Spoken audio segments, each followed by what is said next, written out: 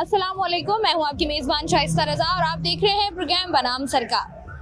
अगर हम देखें कराची शहर में, तो कराची शहर में हर तरफ जो है वो हमें मसाइल का ना सिर्फ अंबार नज़र आता है, बल्कि हमेशा ये कहा जाता है कि कराची शहर में वसाइल की शदीद कमी है, जिसकी वजह से लोगों को शदीद मुश्किलात का भी सामना होता है और जो बेसिक नेसेसिटीज़ हैं लोगों की वो भी उनको नहीं मिल पाती हैं, जिनमें पानी की कमी है, जिसमें गैस की जो है वो वसाइल की कमी है। साथ ही साथ अगर बिजली देखा जाए तो बिजली की लोड शेडिंग की वजह से भी लोगों को मुश्किलात का सामना है। और जब भी इदारों से बात की जाती है, इदारों का कहना यही होता है कि जिस कदर और जिस खतरनाक हद तक आबादी में इजाफा हो रहा है, तमाम तर लोगों को फैसिलिटेट करना उनके लिए जो है वो मुश्किल हो गया। अब यहाँ पर एक मेन सवाल ये खड़ा होता है कि जो हमारे मुल्क की आबादी में इजाफा हो रहा है और इस कदर इजाफा हो रहा है, इसकी रोकथाम के लिए क्या किया जा रहा है। और सोचने की बात यह है कि जहाँ पर हम लोग ये बात करते हैं कि जिस तरीके से मुल्क में एजुकेशन दी जा रही है, जिस तरीके से अवेयरनेस दी जा रही है, लोगों को वो अवेयरनेस लोगों में नज़र नहीं आती है। आबादी के लिहाज से हमेशा, पॉपुलेशन के एतबार से भी हमेशा लोगों को अवेयर करने की कोशिश की गई है, मुख्तलिफ कॉन्फ्रेंसेस की गई हैं, मुख्तलिफ चीज़ें की गई हैं, लेकिन उनका खातिर ख्वाह नतीजा जो है वो नहीं निकला है। आज के प्रोग्राम में हम यही जानेंगे कि कराची शहर और सिंध भर में अगर हम देखें तो जो आबादी है उसमें किस हद तक इजाफा हुआ है, क्या लोगों को इस बारे में कोई अवेयरनेस है या नहीं है, क्या लोग इस बारे में जानते हैं या नहीं जानते हैं, और अगर नहीं जानते हैं तो कौन कौन से ऐसे इदारे हैं जो कि इस पर काम कर रहे हैं सिंध में, और किस तरीके से इसमें जो है वो बेहतरी लाई जा सकती है। तो आइए प्रोग्राम का बाकायदा आगाज़ करते हैं। कैसे सर जी आप? जी अल्हम्दुलिल्लाह, आपकी दुआएं। सर जी मुझे बताइएगा, ये जो हम बात कर रहे हैं आज आबादी, जो हमारे मुल्क की आबादी है जो खतरनाक हद तक बढ़ती जा रही है, इस पर क्या कहेंगे आप? बस इसके बारे में यही कहना चाहूँगा कि लोगों को चाहिए कि आबादी पे थोड़ा कंट्रोल करें, ठीक है, क्योंकि हमारी महशत जो है ना दिन ब दिन गिरती जा रही है, ठीक है। हमारे ऊपर इतना कर्जा हो गया कि हमारा जो बच्चा पैदा भी नहीं हुआ ना, वो भी कर्जे में डूबा हुआ है, ये तो आपको पता होगा। तो बस इन शॉर्टकट यही है कि बस आबादी पे काबू पाएं। अच्छा, और मुल्क की तरक्की। अच्छा, जिस तरीके से हम बात कर रहे हैं ना कि आबादी कम होगी तो वसाइल जो है वो बेहतर तरीके से मिल पाएंगे लोगों को। अब ये बात लोगों को समझ क्यों नहीं आती? क्योंकि हम देखते हैं जहाँ पर ज़्यादा आप कह लें गुर्बत है या तालीम इतनी नहीं है, वहाँ पर हमने देखा है कि बच्चों की तादाद बहुत ज़्यादा है। असल में मेन वजह यह है कि इलिटरेसी है हमारे मुल्क में। इलिटरेसी की शरह बहुत ज़्यादा है हमारे मुल्क में। जब तक इलिटरेसी पे हम लोग काबू नहीं पाएंगे ना, जब तक ये मसला हल नहीं होगा। सबसे अहम मसला ये है कि हमारे मुल्क में तालीम मुफ्त होनी चाहिए और सेहत मुफ्त होनी चाहिए। ये दो चीज़ें अगर मुफ्त हो गई ना, तो हमारा ऑटोमेटिकली आबादी का मसला भी हल हो जाएगा, ठीक है। आबादी के ऊपर कंट्रोल हो जाएगा, क्योंकि हर शख्स जब पढ़ा लिखा हो जाएगा तो उसको शऊर आएगा, तो वो क्या करेगा कि वो आबादी पे कंट्रोल करेगा, वो बच्चे कम पैदा करेगा। वो वैसे तो अल्लाह की देन है, ठीक है, इसमें हम दो राय नहीं है, लेकिन ये है कि हमारे अपने हाथ में भी है, ठीक है, कि हम अपने आबादी पे कंट्रोल रखें, ठीक है।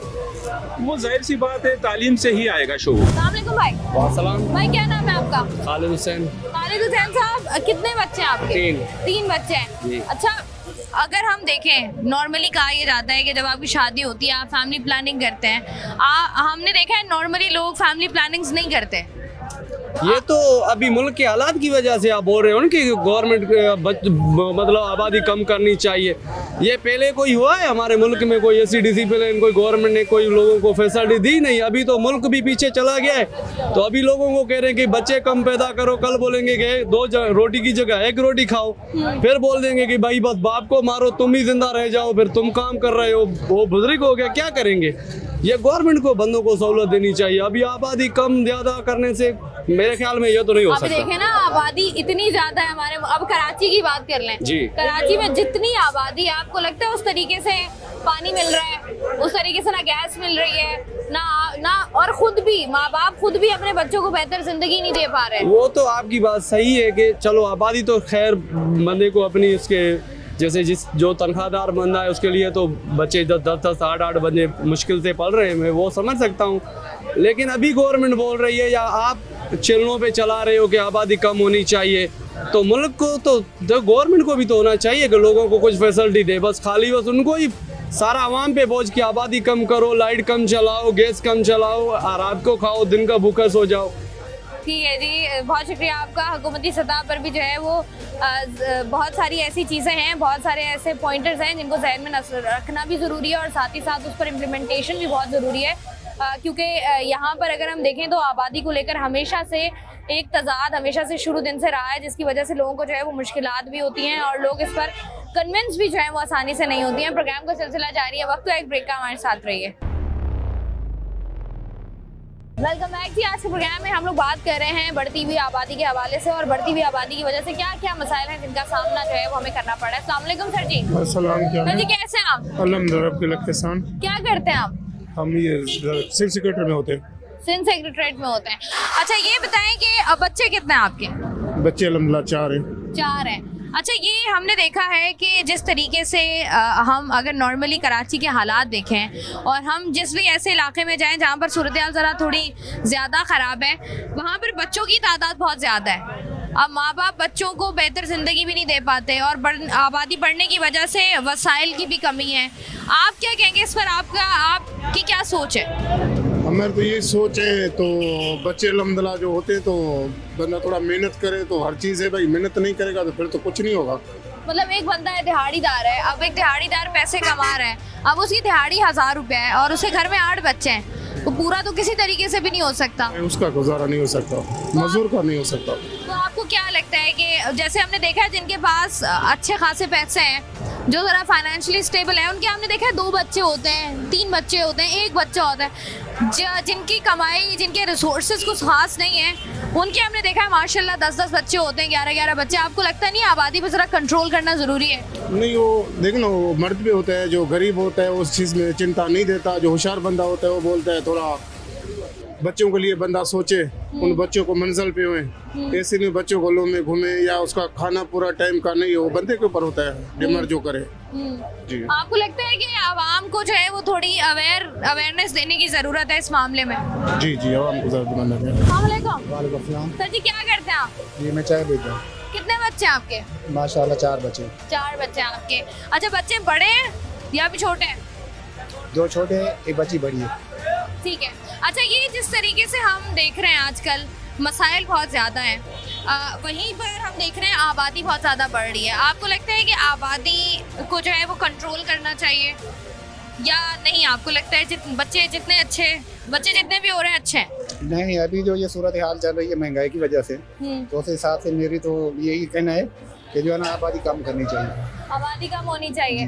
अच्छा ये जो हम लोग देख रहे हैं कि आजकल के दौर में जिस तरह महंगाई है, आपको क्या लगता है कि कितने बच्चे आपके हों तो आप उनको एक अच्छी ज़िंदगी दे सकते हो? मैं तो शुक्र अल्लाह पाक का करता हूँ कि ये 4 बच्चे मेरे लिए काफ़ी है, क्योंकि अभी इतनी उम्र भी नहीं है, यही मसला है। और इतने अखराजात बढ़ गए हैं, महंगाई बढ़ गई है, हर आए दिन महंगाई बढ़ रही है। अब गरीब बंदा डेली का 2000 कमाने वाला है, वो घर के अखराजात कहाँ से पूरे करेगा? घर का मकान है, किराए का मकान है, चलो फर्ज कर लो अपना ही मकान है, सही है, तो उसमें वो अखराजात पूरे नहीं कर सकता, अफोर्ड नहीं कर सकता, और दिन ब दिन उसकी जो है ना वो टेंशन बढ़ती जाएगी, वो परेशानी रहेगा। ऐसा है जी, परेशानियां जो हैं वो महंगाई के साथ साथ परेशानियों में भी जो है वो इजाफा ही होता जाता है, जिसकी वजह से लोगों को मुश्किलात होती है। शादी वादी हुई है? जी हुई है अल्हम्दुलिल्लाह जी। कितने बच्चे हैं? माशाल्लाह 4 है। 4 है बच्चे। अच्छा बच्चे छोटे ही होंगे? नहीं माशाल्लाह जवान है। जवान है। कितने साल का है सबसे बड़ा बच्चा? मेरी बड़ी बेटी है तकरीबन 13 साल की है। माशाल्लाह माशाल्लाह। कम उम्र में शादी हो गई आपकी? कितने साल के थे जब शादी हुई? 14 साल का। 14 साल के थे? इतनी जल्दी शादी कैसे कर ली? मेरी मुसलसल लव मैरिज हुई है, अपने टीचर के साथ ही हुई है। लव मैरिज थी? टीचर के साथ हुई है। टीचर से शादी की है? अच्छा तो टीचर, तुम कौन सी क्लास में थे? तकरीबन मैं 8वीं में हूँ। और टीचर क्या पढ़ाती थी? बस वो मिलिटर थी क्लास की, तो उसके बाद टीचर लग गई। अच्छा मुझे बताएं कि जिस तरीके से हम देख रहे हैं बढ़ती हुई आबादी और बढ़ती हुई आबादी के साथ बढ़ते हुए मसाइल हैं, आपको क्या लगता है कि ये जो आबादी बढ़ रही है हमारी, इसको जहाँ जहाँ उन एरियाज़ में जहाँ गुर्बत ज़्यादा है वहाँ हम देख रहे हैं बच्चों की तादाद बहुत ज़्यादा है, आपको लगता है कि आबादी को ज़रा कंट्रोल करना चाहिए या आपको लगता है कि बच्चे जितने भी हों अच्छे हैं? नहीं देखो ना, अगर हम लोग मुसलसल की तौर देखें यानी कि इक़्तिदार की तरफ, तो इक़्तिदार तो इंशाल्लाह अच्छी बात है, यानी कि बढ़ रही है। तो अगर हम लोग देखें गुर्बत की तरफ, तो ये यानी कि मुनासिब भी नहीं है। मैं तो बस यही कहना चाहता हूँ, जो भी यानी कि शादी करता है बस 1-2 बच्चा बिल्कुल ठीक है, आप उसकी परवरिश ही अच्छी कर सको तो उसको स्कूल में पढ़ाओ, यूनिवर्सिटी में पढ़ाओ, बड़ा होकर कुछ बन जाए। ज़्यादा बच्चे होंगे तो माँ बाप का भी ध्यान भटक जाता है, यानी कि उसकी तरफ नहीं जाता। तो बस तमाम तर बच्चों को जो है वो बराबर तवज्जो नहीं मिल पाती है और आप उनको बेहतर ज़िंदगी भी नहीं दे सकते, क्योंकि जिस तरह के हमारे हम कह लें कि जिस तरीके के माशरे में हम रह रहे हैं, वहाँ पर जो है वो आप बच्चों की स्कूलिंग अगर देख लें और साथ ही साथ उनकी रोज़मर्रा की ज़िंदगी देख लें, खाना पीना देख लें, आटा चीनी दाल देख लें, जिस कदर वो महंगी हो गई है उसकी वजह से जो है वो लोगों को शदीद मुश्किलात भी हैं और लोग एक बच्चे का भी जो है वो पेट पालना उनके लिए मुश्किल हो गया है। यहाँ से जरा मजीद चंद आगे बढ़ते हैं और चंद और लोगों से बात करके जानते हैं कि वो क्या राय रखते हैं इस पर। अस्सलाम वालेकुम भाई। वालेकुम अस्सलाम। भाई क्या करते हैं आप? मैं टेलर का काम करता हूँ। टेलर का काम। शॉपिंग करने आए हैं? नहीं, बच्चे की दवाई लेने आया था। अच्छा, तो बच्चा आपका है? जी हाँ। कितने साल का है? 4 साल का। कितने बच्चे हैं? 5.5। 5.5 बच्चे हैं? जी हाँ।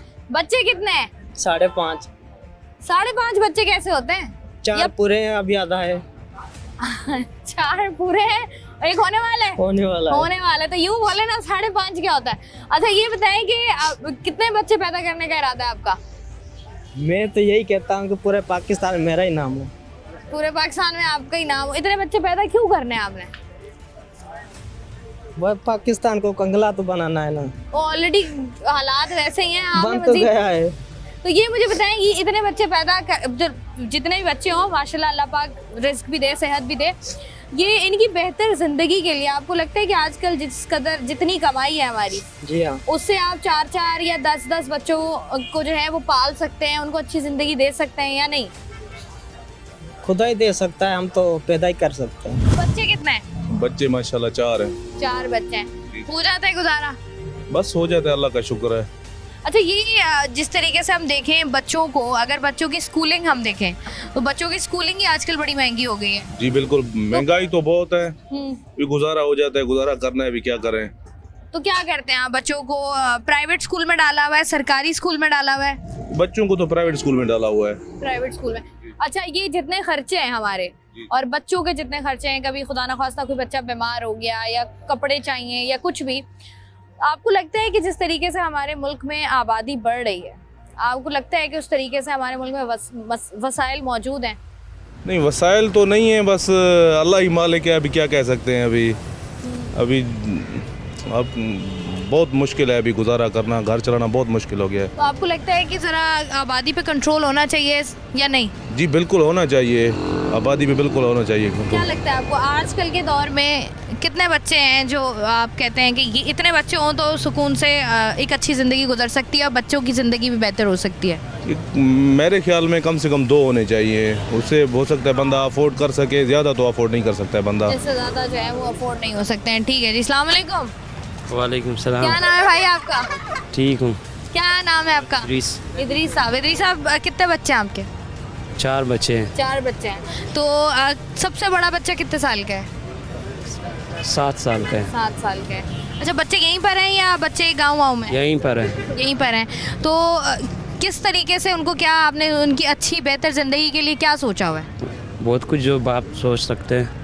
तो ये आज जो माहौल है, जो महंगाई है, आपको लगता है इसमें मुमकिन है ये तमाम तर चीज़ें? अल्हम्दुलिल्लाह, ये तो अल्लाह ताला का काम है। अच्छा, बच्चे देना अल्लाह का काम है, उसको संभालना भी अल्लाह का काम है। आपका काम क्या है फिर? हाँ, यही जो यहाँ ठिया लगता है। सही है। अच्छा, मुझे बताएं, आपको लगता नहीं है कि जिस तरीके से हमारे मुल्क में मसाइल हैं, कराची शहर में जिस कदर आबादी बढ़ गई है, आपको लगता है आबादी को थोड़ा कंट्रोल करना चाहिए या नहीं? ये तो आबादी जितना बढ़ेगा उतना मुल्क को फ़ायदा होगा, वसाइल कंट्रोल होगा उतना वसाइल पे कंट्रोल लाजमी है। अच्छा, तो आपको लगता है कि जब आबादी बढ़ेगी तो बेहतर है मुल्क के लिए? हाँ, बेहतर है। जहाँ घर के अपराध भी ज़्यादा हो उतना वसाइल भी अच्छा होता है घर का। तो आप देखें ना, एक घर का, अगर एक घर में 4 लोग हैं, उनका पानी पूरा हो रहा है, अब वही उसी घर में अगर 10 लोग हैं तो सरकार तो पानी नहीं पूरा कर पा रही। ये तो सरकार का काम ही नहीं है, तो अल्लाह ताला का काम है पूरा करना सबका, हर इंसान का। आपको लगता है बच्चे हाँ, जितने अच्छे हैं? 12 बच्चे 13 बच्चे जितना हो सही है। जितना हो ठीक है। हाँ। ठीक है जी, बहुत शुक्रिया जी। क्या करते हैं आप? हम तो प्रिंसिपल हैं डिग्री कॉलेज। प्रिंसिपल हैं। अच्छा, ये बताइएगा कि माशाल्लाह बच्चे कितने हैं आपके? 4। 4 बच्चे हैं। अच्छा, ये बीइंग प्रिंसिपल आपको क्या लगता है कि आजकल के दौर में अगर आपके बच्चे हैं, कोई 5 या 6 बच्चे हैं आपको क्या लगता है कितना मुश्किल है उनकी तालीम को अफोर्ड करना? बहुत मुश्किल है आजकल, तो महंगाई है और तकलीफ दे है, इसमें तो ज़्यादा तकलीफ आ रही है इंसान को। आपको लगता है लोगों को समझ है या लोग इस बारे में बात करना चाहते हैं कि आबादी को कंट्रोल करना है, फैमिली प्लानिंग नाम की कोई चीज़ होती है, या नहीं लोग अभी भी उसको बुरा समझते हैं? नहीं, अभी कुछ आधा 50-50 हो गया है। आधे लोग कह रहे हैं कि आबादी कम हो, आधे लोग कह रहे हैं कि ज़्यादा हो। तालीम कम है हमारे पाकिस्तान में, इसलिए। आपका ज़ाती ख्याल क्या है कि इतने छोटे कुंबा होगा इतना अच्छा होगा, वो तो बात है। आजकल के दौर में कितने बच्चे हों तो गुजारा आसान है? ज़्यादा 4 हो, ज़्यादा से ज़्यादा 4 होने चाहिए। ठीक है जी, बहुत शुक्रिया। अस्सलाम वालेकुम। वालेकुम सलाम। भाई जी क्या करते हैं? मैं पाकिस्तान नेवी में हूँ। पाकिस्तान नेवी में आप? कितने बच्चे हैं? मेरे शादी नहीं की अभी तक। शादी नहीं की? क्यों, कब करनी है? करेंगे इंशाल्लाह। अभी क्या वजह, शादी क्यों नहीं हो रही? शादी बस करेंगे, अभी फिलहाल मूड नहीं है अपना। कब मूड बनाओगे? बस अभी इंशाल्लाह करेंगे साल बाद। इस साल, अगले साल में? ये जो साल है नया, इसमें हो जाएगी? इसमें हो जाएगी इंशाल्लाह, नए साल में हो जाएगी। ठीक है, तो क्या सोचा है आगे जिंदगी में, क्या कर रहे हैं? फैमिली होगी आगे, कितने बच्चे होने चाहिए, क्या कैसी जिंदगी हो बच्चों की, क्या कुछ सोचा है इस बारे में? ये बच्चे बस 2-3 होने चाहिए बस, आगे इंशाल्लाह बच्चों का मुस्तकबिल सोचेंगे। अभी सोचा नहीं है, आगे इंशाल्लाह तो भी पर जाएंगे, ज़्यादा सोचेंगे। अच्छा, यहाँ पर जो आप देखते हैं, नॉर्मली हम देख रहे होते हैं कि कुछ बहुत सारी फैमिलीज कराची में ऐसी भी हैं जिनके 12-12 बच्चे होते हैं, 10-10 बच्चे होते हैं। आपको लगता है वो अपने बच्चों को एक बेहतर ज़िंदगी दे सकते हैं? नहीं, बेहतर ज़िंदगी नहीं दे सकते, बस गुजारा कर लेते हैं। बाकी ऐसा बेहतर ज़िंदगी देख दो कि पत्नी को पूछा सकती है। तो आपको लगता है कि आबादी जो है वो कम होनी चाहिए? कम होनी चाहिए यार। क्या करते हैं आप? मैं इधर बिल लाइन में होता हूँ। कहाँ होता है? Bill line coach service. अच्छा, ठीक है। मुझे बताएं कि बच्चे कितने माशाल्लाह आपके? 6 बच्चे हैं। 6 बच्चे हैं आप। सबसे बड़ा बच्चा कितने साल का? 24 साल की बेटी है। 24 साल की बेटी है माशाल्लाह। और सबसे छोटा? सबसे छोटा 12 साल की है। 12 साल का है। अच्छा, ये मुझे बताएं कि आपकी क्या ख्वाहिश शुरू से थी बच्चे ज़्यादा हों?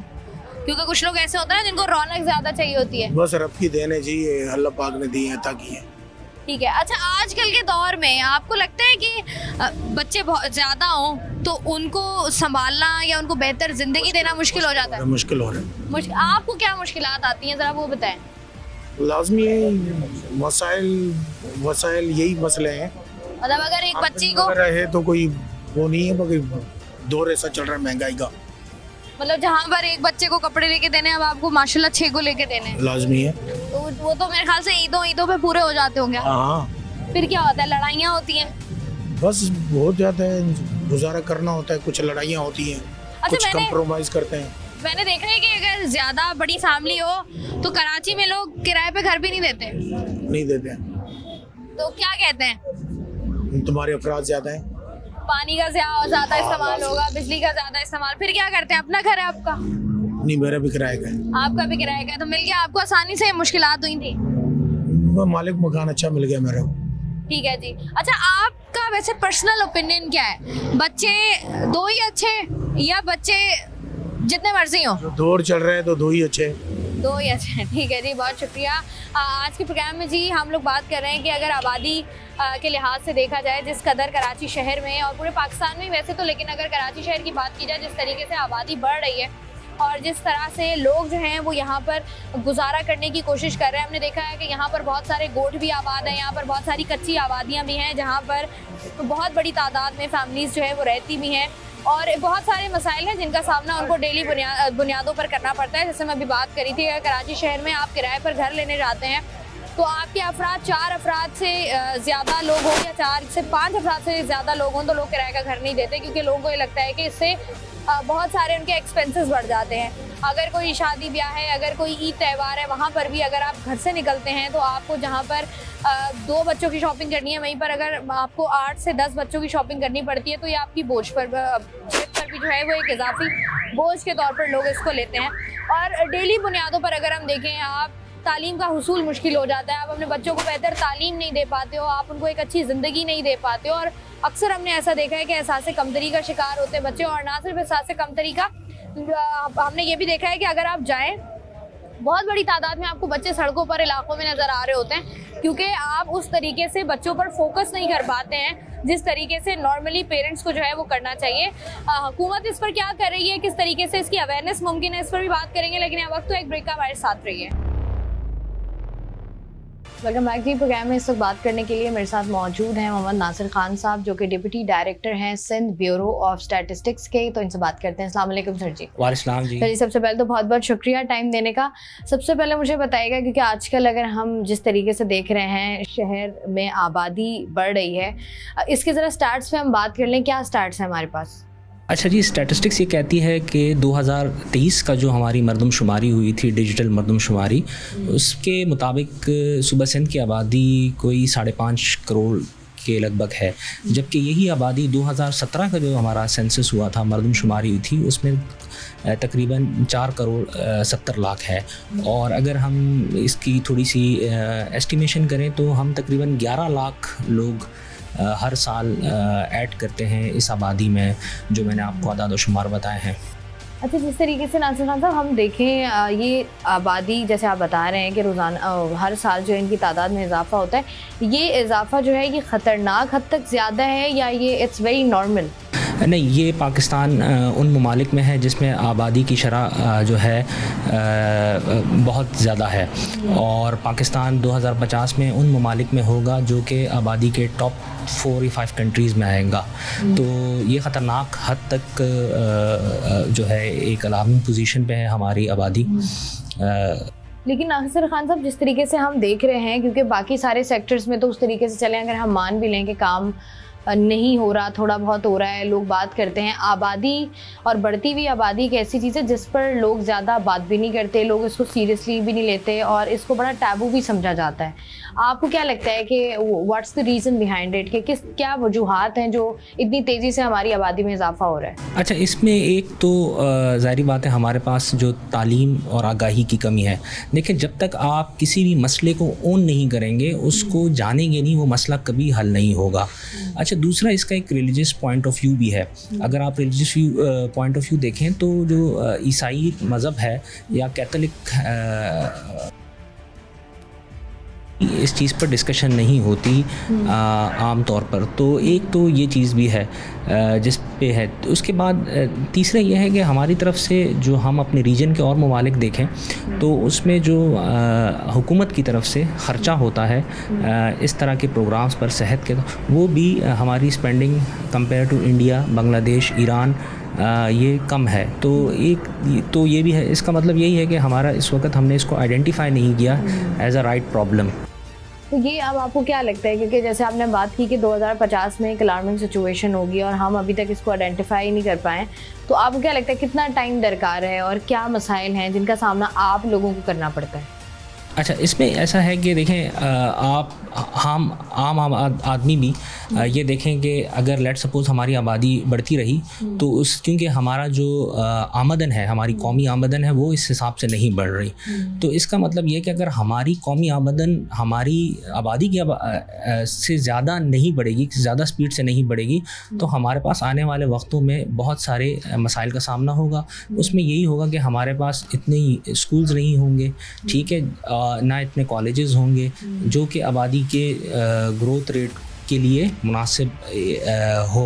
प्लस ये है कि देखें, जो हमारे कुदरती वसाइल है वो भी हमारे पास लिमिटेड होंगे। जैसे पानी है, अब पानी अगर चाहे अंडरग्राउंड वाटर है या ग्लेशियर से है, वो एक ख़ास लिमिटेड है, लेकिन अगर उसकी कंजम्पशन हम उस आबादी को करें जो तकरीबन कोई 31 करोड़ की आबादी हो, तो उसमें वो रिसोर्सेज तो डिप्लीट करेंगे फास्टर पेस से। फिर हमारे पास बहुत ज़्यादा मसले आएंगे, सोशल मसले आएंगे और मसाइल आएंगे। अच्छा, आपको क्या लगता है, आखिर में ये भी बता दीजिएगा नासिर खान साहब, कि आप पर्सनली आपको क्या लगता है कि ये जो मसाइल है, क्योंकि हमने देखा है कि हमारी जो जितनी भी आम आवाम है बेसिकली वो इस बात से अवेयर ही नहीं होती कि अगर इस तरह का कोई भी मसला है या कोई भी वो किसी किस्म की इन्फॉर्मेशन लेना चाहते हैं तो उनको नहीं पता कहाँ कौन सा इदारा मौजूद है, कौन से डॉक्टर्स मौजूद हैं या क्या इसका है। वो ज़रा बता दीजिएगा कि कौन कौन से इदारे हैं, सेहत आमा के इदारे हो गए, बाकी इदारे हो गए जिस पर काम कर रहे हैं, और आपको पर्सनली क्या लगता है कि किस तरीके से इसकी अवेयरनेस जो है वो आम आवाम तक पहुँचाई जा सकती है? अच्छा, इसमें यह है कि हमारे पास जो डिपार्टमेंट्स हैं, पॉपुलेशन वेलफेयर डिपार्टमेंट है, वो बुनियादी तौर पर जो आबादी के इश्यूज़ हैं, हेल्थ रिलेटेड इश्यूज़ हैं, हेल्थ डिपार्टमेंट है, और वहाँ डॉक्टर्स हैं जो कि रहनुमाई देते हैं। कुछ हमारे पास इश्यूज़ एक्सेसिबिलिटी के भी होते हैं बाज़ वक्त। दूसरा ये है कि देखें, जब भी इंसान कि बेसिक कुछ रिक्वायरमेंट्स होती हैं, वो सबसे फर्स्ट प्रायोरिटाइज बेसिक रिक्वायरमेंट्स को ही करता है, और उसके बाद जो है वो सेहत के और जो मसाइल हैं उनकी तरफ आता है। तीसरी जो मसला है कि हमें अपने जो एजुकेशन का सिलेबस है उसमें हमें इस चीज़ को इंक्लूड करना चाहिए कि वाई इट इज़ इम्पॉर्टेंट। लेकिन और चौथी ये चीज़ है कि फैमिली में भी अब हम इसको एज अ टैबू नहीं लेना चाहिए। We have to be open to discuss कि जी आप अपने बच्चों के साथ या उनके साथ इसको ओपनली डिस्कस करें कि जी this is an issue and how you have to move further. ये 4-5 ऐसी चीज़ें हैं जिसमें हम अगर अमल करें या हम इस पर थोड़ा फोकस देखें तो ये चीज़, तो हम ये नहीं कह सकते कि देखें हम की आबादी को हमें बिल्कुल वो करना है, हमें बैलेंस अप्रोच रखना है, हमें अपने वसाइल के हिसाब के साथ ही आगे चलना है। ठीक है जी, बहुत बहुत शुक्रिया। नासिर खान साहब हमारे साथ मौजूद थे, जो कि डिप्टी डायरेक्टर हैं सिंध ब्यूरो ऑफ स्टैटिस्टिक्स के, और जिस तरीके से बता रहे थे कि जो स्टार्ट्स हमारे सामने आते हैं और जो आ रहे हैं और जिस ख़तरनाक हद तक आबादी में इजाफा हो रहा है, वही बुनियादी चीज़ जिसको हम हमेशा डिस्कस करते हैं कि वसाइल की कमी है हमारे मुल्क में, और जिस तरीके से वसाइल की एक तो कमी है और जिस तरीके से आवाम को ट्रीट किया जाता है, जिस तरीके से आवाम को फैसिलिटेट किया जाता है, वो भी सहूलियात बहुत कम हैं। और उस पर जो है वो आप अगर बेहतर तरीके से रहनुमाई लेकर किसी भी चीज़ की आगे बढ़ते हैं अपनी ज़िंदगी में, तो ही आपके लिए भी बेहतर होता है और दूसरों के लिए भी बेहतर होता है। प्रोग्राम का सिलसिला जारी है, यहाँ पर वक्त है एक ब्रेक का, हमारे साथ रहिए।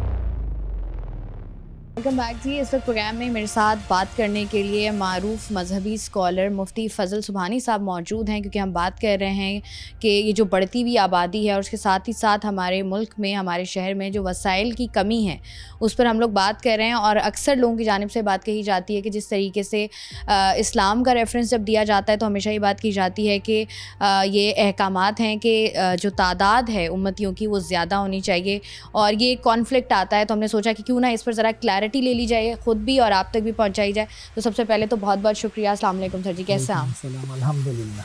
अच्छा सर जी, सबसे पहले तो मुझे ये बताइएगा कि जो एक आम तौर पर ये बात कही जाती है कि हुजूर की तरफ से ये इरशाद है कि उम्मतियों की तादाद क़यामत के रोज़ ज़्यादा होनी चाहिए, इस पर आप मुझे बताएं कि क्या असल बात है, हकीकत क्या है? नहमदुहु व नसल्ली अला रसूलिहिल करीम। देखिए, बुनियादी तौर पर इस्लामी तालीमात को लोग अपने मफाद के लिए तोड़ मरोड़ कर पेश करते हैं। जो कॉम्प्रिहेंसिव डिटेल है उसको समझने की ज़रूरत है। ख़ुद रसूलुल्लाह सल्लल्लाहु अलैहि वसल्लम ने फरमाया कि तज़व्वजुल वदूदल वलूद, ऐसी ख़वातीन से शादी करो जो मोहब्बत करने वाली और औलाद जनने के काबिल हैं। फ़इन्नी मुकासिरुम बिकुमुल उमम, इसलिए कि मैं दीगर उम्मतों पर तुम्हारी कसरत के ज़रिए से फ़ख्र करूँगा। क़यामत के दिन जहाँ दीगर अम्बिया की उम्मतें होगी तो सबसे ज़्यादा तादाद रसूलुल्लाह सल्लल्लाहु अलैहि वसल्लम की उम्मत की होगी। इसी तरह कुरान करीम से भी ये बात साबित होती है कि वला तक़्तुलू औलादकुम खशियत इमलाक, अपनी औलादों को भूख के डर से कत्ल न करो।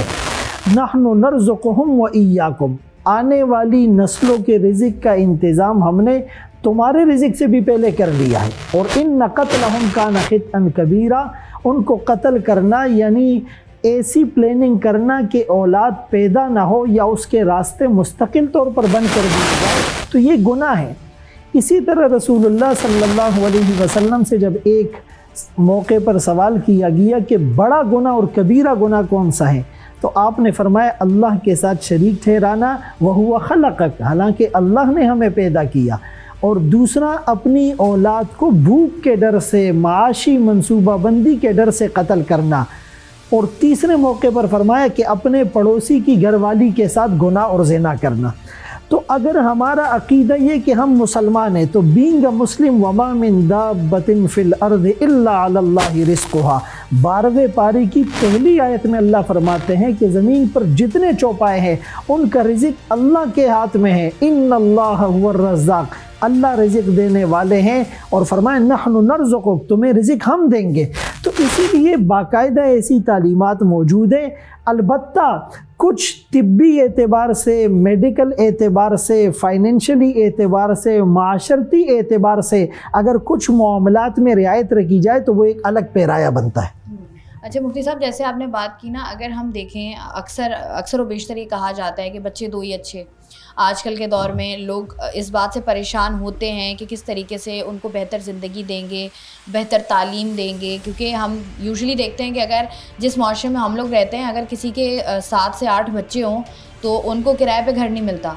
उनको लोग जब भी उनसे पूछते हैं आपके बच्चे कितने हैं, वो कहते हैं 8, तो लोग उनको बड़ा वो करते हैं, अजीब सी नज़रों से लोग देखते हैं। तो फिर इसको आप किस तरीके से देखेंगे कि हम एक ऐसे माशरे में रह रहे हैं जहाँ पर बच्चों की बहुत बड़ी अगर तादाद हो तो उसको ज़रा बहुत ज़्यादा अच्छा नहीं समझा जाता, उसको लोग कंसिडर करते हैं कि ये पढ़ा लिखा नहीं है, इसको तालीम की कमी है, इस वजह से ऐसा है। देखिए, किसी भी चीज़ के 2 पर्सपेक्टिव होते हैं, या जिसे हम कहते हैं वेरियस एस्पेक्ट के साथ हमने चीज़ों को देखना है। एक तरफ तो अगर किसी के 7-8 बच्चे हैं तो उनकी तालीम व तरबियत नहीं हो रही, लेकिन दूसरी तरफ कहीं पर 2 बच्चे हैं वो उनकी कफ़ालत भी सही नहीं कर रहे हैं। इसीलिए इसका इन्हिसार माँ बाप के ऊपर होता है, वो कितने विजनरी हैं और कितने एनलाइटेंड हैं और कितने अप टू डेट हैं और कितना आदे हाजिर का लम्स उनकी ज़िंदगी में है। तो बुनियादी तौर पर कुछ ऐसे घराने में भी जानता हूँ, आपने भी देखे सुने होंगे कि उनके 5-6 बच्चे हैं लेकिन फाइनेंशियली वो स्ट्रॉन्ग है, उनकी तालीम और तरबियत अच्छी हो रही है और फिर उनके अखलाक और किरदार के ऊपर मेहनत हो रही है और फिर फाइनेंशियली उनके ऊपर बिल्कुल बर्डन नहीं है। लेकिन दूसरी तरफ ऐसा भी होता है कि कुछ लोग जो है वो मिसाल के तौर पर इस बात को एक तहरीक की शक्ल में आगे बढ़ावा दे रहे हैं कि बच्चे 2 ही अच्छे। तो भाई ये तो तागूती कुव्वतों का नारा है। एक मुसलमान तो माशी प्लानिंग करता है और वो उसके लिए जो है वो एक अपने गोल सेट करता है, अपने ऑब्जेक्टिव को सेट करता है। और इस्लाम में बच्चे के लिए जो सबसे बेहतरीन तोहफ़ा है वो बेहतरीन तरबियत है। तो अगर हम इस्लामी तालीमात को मद्देनज़र रख कर उनकी तालीम और तरबियत का ख्याल करते हैं और फिर ये कि वो ख़ातून भी यानी इतनी कमज़ोर नहीं है कि 2-3-4 बच्चों के बाद उसकी सेहत गिरने का अगर ख़दशा है, या मिसाल के तौर पर कोई दूसरे ऐसे मामलात है कि वो तरबियत सही नहीं कर पाएंगे, तो उसके लिए शरीयत ने कोई क्राइटेरिया बताया है कि आर्जी तौर पर औलाद में वक्फ़ा हो सकता है और थोड़ा सा तातुल हो सकता है। अगर एक बच्चा भी दूध पी रहा है और दूसरे बच्चे का हमल ठहर जाएगा और माँ के दूध पर असर पड़ रहा है तो उस सूरत में आप वक्फ़ा कर सकते हैं। इसी तरह अगर आप समझते हैं कि भाई ये खातून अगर ज़्यादा बच्चे पैदा होंगे तो इसकी अपनी ज़िंदगी ख़तरे में पड़ जाएगी, और एक दीनदार डॉक्टर जिसको शरीयत का भी पता है और मेडिकल के वो नशेब व फराज से भी वाकिफ़ है, तो उसकी रोशनी और उसकी इंस्ट्रक्शन में उसमें कमी जो है वो हो सकती है, वक्फ़ा हो सकता है। लेकिन सिर्फ मगरिब के प्रोपेगंडे से मुतासिर होकर ऐसा न करें। आज वही ताकत है जो बच्चे 2 ही अच्छे का नारा लगा रहे थे, मुस्लिम ममालिक में तो उन्होंने आबादी को कंट्रोल करने के लिए, पैदाइश पर काबू पाने के लिए मुख्तलिफ़ तरीके आजमाए, लेकिन उनके अपने मुल्कों में वो ख़ुद आज लोगों को कन्विंस कर रहे कि भाई आबादी को बढ़ाया जाए, मुसलमानों की आबादी बढ़ रही है। तो ये जो कॉन्फ्लिक्ट हैं तो इससे जो है वो हमें बचना चाहिए। अच्छा मुफ्ती साहब, जैसे आपने बात की ना, अगर हम अपने माशरे में देखें जिस तरीके से कॉन्ट्रासेप्टिव पिल्स दी जाती हैं या लोग जो है वो यही बात करते हैं कि वक्फ़ा ज़रूरी है, होना चाहिए, आपने रखना है, और इसके बारे में मुख्तलिफ अवेयरनेस कैंपेन्स भी की जाती हैं और डॉक्टर्स भी आपको यही तजवीज़ देते हैं कि आप पहले बच्चे मतलब दोनों बच्चों के बीच में एटलीस्ट 3 साल का वक्फ़ा होना ज़रूरी है। या कुछ लोग ऐसे होते हैं जो कहते हैं कि हमें जो है वो सिर्फ 2 बच्चे चाहिए थे या 3 बच्चे चाहिए थे और उसके बाद वो कुछ ना कुछ या ऑपरेट करा लेते हैं या वो कोशिश करते हैं कि आगे बच्चे ना पैदा हों। तो ये क्या गुनाह के ज़ुमरे में आता है? और इस तरह की कैंपेन्स को आप किस तरीके से देखते हैं? देखिए, बदकिस्मती से हमारे मुल्क में जो करप्शन है ना वो हर शोबे में, वो मेडिकल में भी है। यानी ऐसे हॉस्पिटल हैं जो कमीशन के लिए डॉक्टर जो है वो सीज़र की तरफ जाती है, हालांकि नॉर्मल डिलीवरी पॉसिबल होती है, लेकिन अपने कमीशन के चक्कर में वो सीज़र की तरफ जाए। और उसमें 3-4 बच्चे पैदा होने के बाद मज़ीद बच्चों का पैदा होना वो मुमकिन नहीं रहता। इसी तरह हमारे मुल्क में लाइफ सेविंग ड्रग्स के अंदर भी करप्शन होती है, वो भी 2 नंबर और 3 नंबर दी जाती है। तो अगर हमारे मुल्क में जो लोग ये कैंपेन चलाते हैं उनके पीछे ऐसी NGOs या वेस्टर्न कल्चर हैं, या वो लोग किसके फंडेड और किन के इशारों पर चल रहे हैं, तो हमें उनको देखना चाहिए। बदकिस्मती से बहुत सी ऐसी NGOs हैं जो बिल्कुल नेगेटिव परसेप्शन है और इस्लाम को क्रिटिसाइज़ करना उनका एजेंडा है, तो उनको तो हम बिल्कुल जो है वो उनकी तरदीद करते हैं।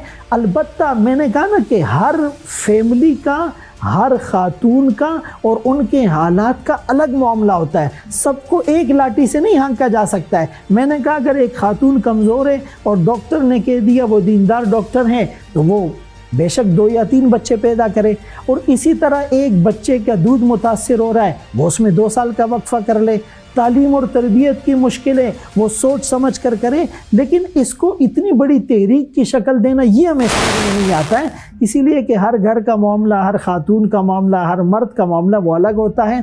तो अगर हम थोड़ा सा एक क्राइटेरिया के साथ या कुछ पैरामीटर्स को सेट कर ले, जैसे हमें जो है वो ऑन बोर्ड लिया, उलमा से राय ली जाए, उलमा से मुशावरत की जाए, मुफ्तियान से फतवे लिए जाए, तो ज़ाहिर है ये एक इस्लामी मुआशरा है। और इंशाअल्लाह इफ़ाम और तफ़हीम के साथ और डायलॉग के साथ हम जो एक पॉजिटिव मैसेज दुनिया को दे सकते हैं, तो वो शायद एक तरफ़ा और वन साइडेड ना हो। बिल्कुल ऐसा ही है। अच्छा, एक इम्पॉर्टेंट चीज़ ये भी है कि हमने ये देखा है, जिस तरीके से आप बात कर रहे हैं कि बहुत सारी NGOs हैं या कुछ भी मामलात होते हैं, एक तहरीक भी चलाई जाती है फेमिनिज़म के नाम पर। वहाँ पर भी वो जो कहा जाता है मेरा जिस्म मेरी मर्ज़ी करके, उसमें भी बहुत सारी ख़वातीन ये भी कहती हैं कि बच्चे पैदा करना या ना करना इज़ माई चॉइस।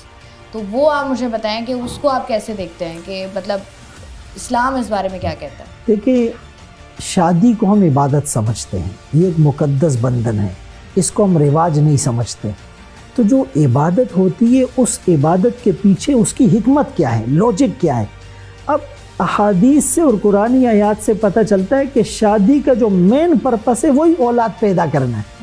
तो अगर वो जो बुनियादी पर्पस है आप उसी से अगर इनकार कर ले, यानी रसूलुल्लाह सल्लल्लाहु अलैहि वसल्लम का इतना वाज़े फरमान कि शादी करो उन औरतों से जो मोहब्बत करने वाली भी हो और बच्चे जनने वाली भी हो, तो वो पर्पस जो है वो शादी का, वो औलाद को बताया जा रहा है। अब वो खातून अगर ये बात करती हैं तो ये बिल्कुल कुरान और सुन्नत से मुतसादिम बात है, वो बिल्कुल ये जुमला इस्तेमाल न करे। हाँ, ये ज़रूर हो सकता है कि मर्द को चाहिए कि वो म्यूचुअल अंडरस्टैंडिंग के साथ, म्यूचुअल एक्सेप्टेंस के साथ एक माहौल क्रिएट करे, म्यूचुअल रिस्पेक्ट।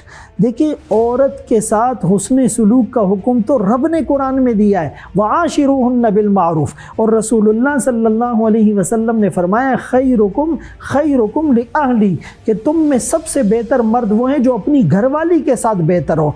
तो अगर इन तालीमात के बावजूद भी फेमिनिज़म के नाम पर, हुकूक निस्वा के नाम पर आप मुझे बताएं मेरा जिस्म मेरी मर्ज़ी, ये एक मुसलमान की ज़बान पे जुमला नहीं आ सकता। भाई, हमारा जिस्म अल्लाह की मर्ज़ी, खुदकुशी क्यों हराम है कि ये बॉडी, ये जिस्म आपका था ही नहीं, ये तो अल्लाह की तरफ से अमानत था जिसको आपने ज़ाया कर दिया। फिर उसमें क्या इस तरह के नारे नहीं लगते, खाना खुद गर्म कर लो, और जो है यानी आप अपने शोहर की खिदमत से तो उसको रोके, और एयर होस्टेस गैर मर्दों की खिदमत क्या नहीं कर रही होती, अगरचे मजबूरी में कर रही है। तो भाई, अगर एक औरत मजबूरी में गैर मर्द की खिदमत कर सकती है, उसको सर्विस फराम कर सकती है, तो क्या यहाँ पर जो है वो अपने शोहर की या सास या ससुर की उनकी खिदमत करते हुए जो है वो ज़ाहिर उसको सवाब मिलेगा। और सिला रेमी यानी सिल मन कता, आपने फरमाया क़यामत के दिन सिला रेमी को ज़बान मिलेगी और वो कहेगी जिसने मुझे जोड़ा अल्लाह उसे जोड़, जिसने मुझे तोड़ा आप उसे तोड़िए। तो बहरहाल ऐसे नारों और ऐसे स्लोगन के ज़रिए से माहौल को और फ़िज़ा को ख़राब किया जाता है, और उसी वजह से ज़ाहिर है कुछ दीनदार किस्म के लोग वो हाइपर हो जाते हैं, जज्बात में आ जाते हैं, एक सिविलाइजेशन का क्लेश माहौल जो है वो परवान चढ़ता है, और फिर उससे लोगों को जो है वो बातें करने का मौका मिलता है। अच्छा मुफ्ती साहब, ये भी बताइएगा, जिस तरीके से हम देख रहे हैं कि एक तो हमारी इस्लामी तालीमात है जिनको फॉलो करना हमारे ऊपर फ़र्ज़ है, दूसरी तरफ जो आप जिस दौर में रहते हैं, वो जो भी दौरे हुकूमत हो, उनकी तरफ से भी सोसाइटी में बेहतर ज़िंदगी गुजारने के लिए कुछ रूल्स बनाए जाते हैं, कुछ तरामीम की जाती हैं। अब जिस तरीके से अगर हम कराची शहर की बात करें, जिस तरीके से यहाँ पर आबादी बढ़ रही है, हमारे यहाँ वसाइल की कमी है, पानी हमारा पूरा नहीं हो रहा, गैस हमारे पास मौजूद नहीं है, बिजली की कमी, शॉर्टफॉल, हमें उसका सामना करना पड़ता है। सबसे बड़ा मसला हमें आता है जिस तरीके से हम लोग देख रहे हैं कि सीवरेज की लाइंस हैं, और बुनियादी तौर पर ये कहा जाता है कि चूँकि आबादी बहुत ज़्यादा बढ़ गई है, इस वजह से ज़रूरियात को पूरा नहीं किया जा सकता। तो क्या इस तरह होता है कि जो भी दौरे हुकूमत हो, वहाँ पर जो भी चीज़ें हैं उनमें थोड़ी सी तरामीम की जा सकती हैं, बदलाव किया जा सकता है, और आपने उसको मानना है या आपने उसको फॉलो करना है? जैसे आजकल, जैसे आप भी बात करें, मगरिबी ममालिक में भी हम देखें बच्चे दो ही अच्छे, वो वाला स्लोगन है कि आप बेहतर कर लें। लेकिन ये अगर हमारी हुकूमत हमें कहती है या हुकूमत की तरफ से इस तरह के इनिशिएटिव्स लिए जाते हैं, तो आपको लगता है कि फॉलो उसको करना चाहिए लोगों को या नहीं? देखें, जहाँ तक लोड शेडिंग की, गैस शॉर्टेज की, या पानी की, या सीवरेज लाइंस की, या एयर पोल्यूशन की, नॉइस पोल्यूशन की, इग्नोरेंस ऑफ लॉ की जितनी भी सूरत हाल है, तो मेरे ख़्याल में इसकी वजह बढ़ती हुई आबादी नहीं है। इसकी वजह हमारे हुक्मरानों का करप्शन, बदनवानी और लूट मार है। आप मुझे ये बताएं, आज से 20-30 साल पहले हम भी शहर कराची में थे, आप लोग भी थे, उस वक़्त भी यही मसाइल थे। अगरचे उसकी जुज़ियात में थोड़ा सा फ़र्क हो सकता है, तो मालूम ये हुआ कि जब तक ये अरबों रुपए की करप्शन ख़त्म नहीं होगी, अभी 1 अरब 40 करोड़ रुपए सुई गैस वालों ने दिए हैं और लियारी के अंदर गैस लाइनें बिछाई जा रही है। 1 साल पहले गलियां बनाई गई, रोड बनाए गए, अब दोबारा जो है ना खुदाई और तोड़-फोड़ और तखरीब का काम शुरू हुए। तो सिर्फ एक पार्टी दूसरी पार्टी को नीचा दिखाने के लिए इस तरह के मामलात और हरबे इस्तेमाल करते हैं। तो मेरे ख़्याल में, मैंने शुरू में उस हवाले से बात कर ली है, अभी हुक्मरानों को चाहिए कि अपनी करप्शन और बदनवानी छुपाने के लिए इस तरह के जो है वो मिसाल के तौर पे स्लोगन या नारे न लगाए जाएं, और ख़ुद अपने जो है वो अकाउंटेबिलिटी ऑफ करप्ट, इसको रियलिटी या ड्रीम, इसको हकीकत का रूप दिया जाएगा, तो इंशाल्लाह ये मसाइल ख़ुद ब खुद हल हो जाएंगे। बाकी जहाँ तक आपने बात की, देखें, गवर्नमेंट की कोई भी बात अगर शरीयत के ख़िलाफ़ ना हो तो उसको मानना चाहिए, लेकिन अगर उनकी कोई बात अल्लाह के हुक्म और रसूलुल्लाह सल्लल्लाहु अलैहि वसल्लम के तरीक़ों से टकरा रही हो, कॉन्फ्लिक्ट आ रहा हो, तो वाज़ेह अहकाम है, ला तआत लिमखलूक़िन फ़ी मासियतिल खालिक, कि अल्लाह की नाफरमानी में मखलूक की इताअत जायज़ नहीं है। गवर्नमेंट हॉस्पिटल्स में आप सर्वे करते रहते हैं, आप मीडिया के लोग हैं, हम भी करते हैं, वहाँ पर आप देखें कि जो मेडिसिन फ्री दी जाती हैं वो मेडिसिन बिक रही है, और अल्ट्रासाउंड की मशीनें ख़राब होती है, एक्सरे की मशीनों का रिज़ल्ट उसके ऊपर जो है ना कोई एतमाद नहीं करता, वो रिलायबल नहीं होती। इंजेक्शन हमारे सामने स्टोरों पर जाकर बेचे जाते हैं, और आए दिन ये केसेस मीडिया की जीनत बनते हैं, लेकिन उन चीज़ों पर कंट्रोल के बजाय इस तरह के मौज़ूआत को इशू बना लेना, ये मेरे ख्याल में नाइंसाफ़ी है। बिल्कुल, लास्ट में मुझे एक जवाब दे दीजिएगा। अक्सर जब भी इस तरह के मौज़ूआत पर बात की जा रही होती है, तो मेरा हमेशा से ये सवाल रहता है कि जैसे हमने देखा है, जैसे आपने बात की ना कि बहुत सारे उलमाए कराम, चंद उलमाए कराम ऐसे होते हैं जो अगर इस तरह की कोई बात की जा रही हो जो उनको लगे कि दिस इज़ नॉट राइट, तो उस पर ज़रा इश्तियाल अंगेज़ी ज़्यादा होती है। बाकी तमाम तर मौज़ूआत पर जब भी कोई भी किसी भी किस्म की बात करनी हो, जैसे कोई मिस पाकिस्तान का एक था, उसमें हमने देखा कि वहाँ पर शरीयत उलमाए कराम की जानिब से ये आ गया कि फ़तवा आ गया था कि ये जायज़ नहीं है और ये हमारी बदनामी है। उसी तरीके से जो इस तरीके के इश्यूज़ हैं जिनके बारे में लोगों का जानना बहुत ज़रूरी है, वहाँ पर उलमाए कराम ना साथ नज़र आते हैं, ना इस तरह की बातों को आवाम तक पहुँचाने की कोशिश की जाती है उलमाए कराम की जानिब से। आपको लगता नहीं है कि थोड़ा सा वो वक्त आ गया है कि उलमाए कराम एक हों, अपने जो भी उनके मसाइल हैं या जो भी उनके इश्यूज़ हैं उनको छोड़कर आवाम तक एटलीस्ट वो बात पहुँचाई जाए जो कि बताना ज़रूरी है उनको? देखिए, इस बात से तो किसी हद तक मैं एग्री करूँगा कि जो सोशल इश्यूज़ हैं या जो माशरती मसाइल हैं, तो मिंबर और महराब से उस तरह वो एक्सप्लेन नहीं किए जा रहे इलस्ट्रेटिव वे में जिस तरह होना चाहिए था। और ज़ाहिर है कि सबसे जो हम इफ़ेक्टिव प्लेटफॉर्म कह सकते हैं वो मिंबर और महराब का है। देखिए, कोई डॉक्टर है, इंजीनियर है, बिज़नेस कम्युनिटी से ताल्लुक़ रखता है, मीडिया पर्सन है, सहाफ़ी है, एक आम आदमी किसान इवन क्यों ना हो, लेकिन वो जुम्मे के दिन ईद के खुतबों में उलमा के सामने बैठता है। तो अगर इन माशरती मसाइल पर कुरान और सुन्नत की रोशनी में उनके सामने बयानात किए जाए तो अवेयरनेस आएगी। और फिर दूसरी बात यह है कि मीडिया के अंदर भी बाज़ औक़ात ऐसे उलमा को बुलाया जाता है कि जो उनकी रेटिंग और रैंकिंग बढ़ाने के लिए अजीब अजीब बातें करते हैं। क्या रमज़ान ट्रांसमिशन और दीगर प्रोग्रामात में जानबूझकर कॉन्फ्लिक्ट पैदा नहीं किया जाता? क्या ऐसे सवालात नहीं उठाए जाते? तो मीडिया भी अपनी इस रिस्पॉन्सिबिलिटी को बखूबी समझे और अगर वो ये नीयत कर ले।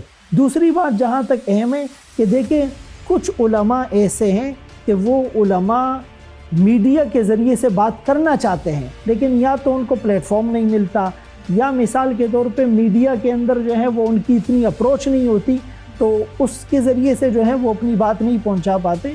लेकिन इस तरह के मसाइल को मिंबर और महराब से भी और मीडिया में भी इसको जो है वो डिस्कस किया जाए, और एक ऐसा पैनल हो जिसमें उलमा हो, डॉक्टर्स हो, वकला हो और बिज़नेस कम्युनिटी के लोग हो, और इसी तरह जो सोशल इश्यूज़ है उससे जो ताल्लुक़ रखने वाले माहिरीन हैं उनका एक फ़ोरम बनाया जाएगा।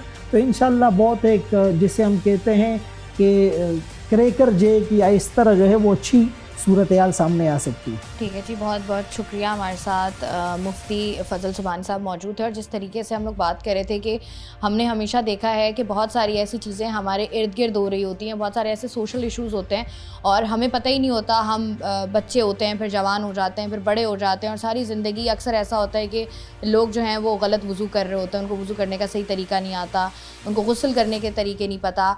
बहुत सारी ऐसी चीज़ें हैं जिनके बारे में जानना बहुत ज़रूरी है, क्योंकि हम इर्द गिर्द के बहुत सारे ऐसे मामला जानने की कोशिश कर रहे होते हैं जो कि ज़रा मुश्किल होते हैं, जो आसान चीज़ें हैं उनकी तरफ हम नहीं जाते। और यहाँ पर ना सिर्फ उलमा कराम का बल्कि हमारा भी एक फ़र्ज़ भी बनता है कि वो इन्फॉर्मेशन, क्योंकि बहैसियत मुसलमान हमारी भी कुछ ज़िम्मेदारियाँ हैं और कुछ फ़राइज़ हैं जिनको हमने पूरा करना है। तो जब तक हमें उसके बारे में सही इन्फॉर्मेशन नहीं होगी तब तक हम उस चीज़ को बेहतर तरीके से जो है वो परफॉर्म नहीं कर पाएंगे। आबादी के लिहाज से हमने हमेशा देखा है कि एक कॉन्फ्लिक्ट रहा है, तो हमने सोचा कि क्यों ना जो एक राय आती है आवाम की जानिब से उसको भी सामने रखा जाए, और वो राय जो कि उलमा कराम की जानिब से आती है उसको भी सामने रखा जाए, और फिर ये फ़ैसला आप पर छोड़ा जाए कि आप जो हैं वो कौन सा रास्ता इख्तियार करते हैं और आप अपनी मालूमात में जो है वो किस हद तक इजाफ़ा करते हैं। मैं हूँ आपकी मेज़बान शाइस्ता रज़ा। प्रोग्राम से मुझे दें इजाज़त, अपना रखिएगा ख्याल। अल्लाह।